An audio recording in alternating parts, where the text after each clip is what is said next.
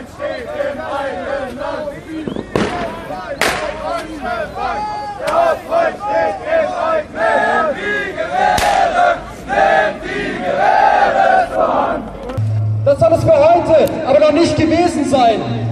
Heute, am Silvesterabend, ziehen linke Aktivistinnen und Aktivisten unter anderem in Köln, Berlin, in Frankfurt, in Bremen und in Wien mit Demonstrationen vor Knöste, vor die Zwangsanstalten der herrschenden Klasse.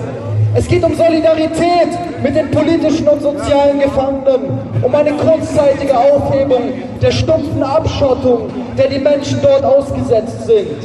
Uns ist klar, die Kriterien und die Mittel der bürgerlichen Justiz sind ganz sicher nicht die unseren.